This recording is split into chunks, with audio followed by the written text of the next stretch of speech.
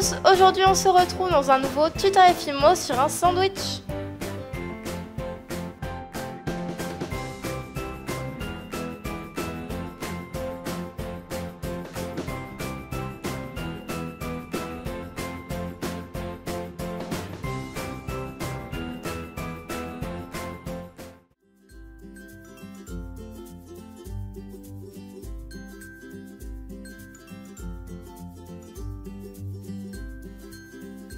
Pour commencer, je prends une bout de pâte à gâteau que je coupe en deux parties égales.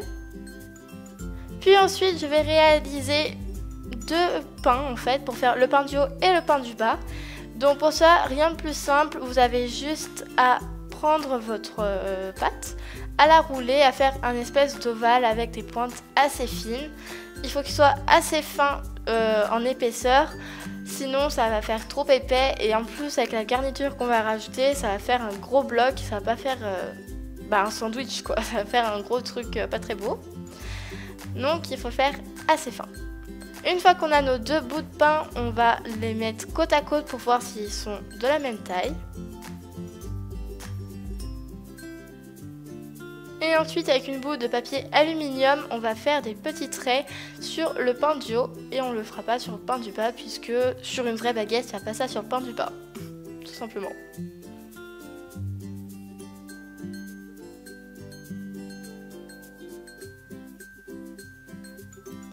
Ensuite, j'ai fini la texture avec un pinceau à pointure que je vais tapoter sur l'ensemble des deux pains. Et sur le deuxième pain, j'ai rajouté un peu de boule aluminium pour faire approfondir la texture, mais c'est pas obligatoire. Donc faites attention aussi de ne pas déformer votre pain car à force d'appuyer, il peut s'aplatir. Donc pensez à le resserrer avec vos doigts de temps en temps. Maintenant on va passer à la coloration. Donc pour cela j'ai pris un pastel ocre que j'ai mis sur l'ensemble du pain.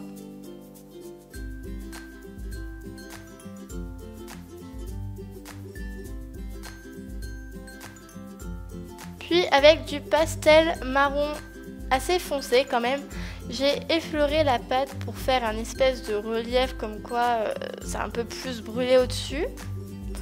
Mais c'est pas obligatoire. Donc voilà.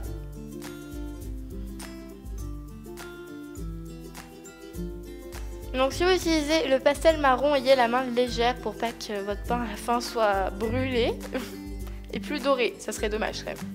Parce qu'un pain brûlé c'est pas très beau. Voilà. Ensuite on va passer à la salade. Donc pour cela j'ai pris de la pâte verte bien évidemment que j'ai étalée avec une boule d'aluminium et j'ai appuyé très fort comme ça fait de la texture.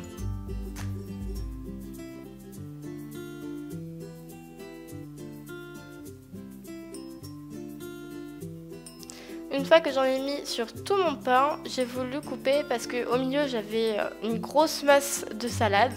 Du coup je l'ai coupé. Et ensuite avec un petit outil, j'ai aplati les bords de la salade pour pas qu'il y ait une coupe nette. Pour faire comme si la salade dépassait du sandwich. Ensuite pour le jambon, c'est super simple, vous avez juste à étaler de la pâte rose et à découper dedans 2 carrés ou plus selon la taille de votre sandwich.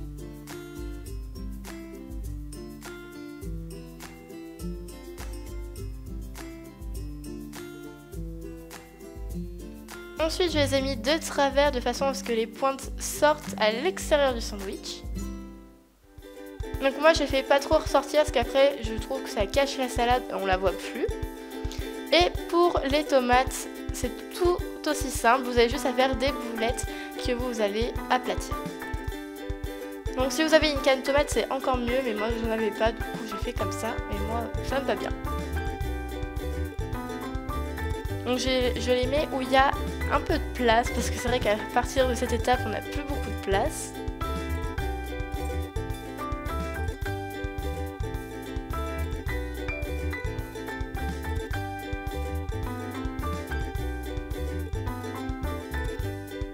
Et ensuite je mets le pain du dessus une fois que ça me convient.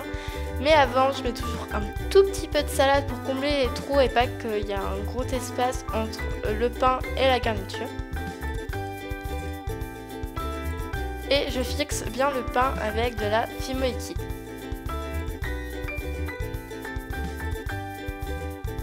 Donc voilà le résultat, j'espère que ça vous aura plu. Si c'est le cas, n'hésitez pas à mettre des gros pouces bleus et je vous dis à la semaine prochaine. Bye!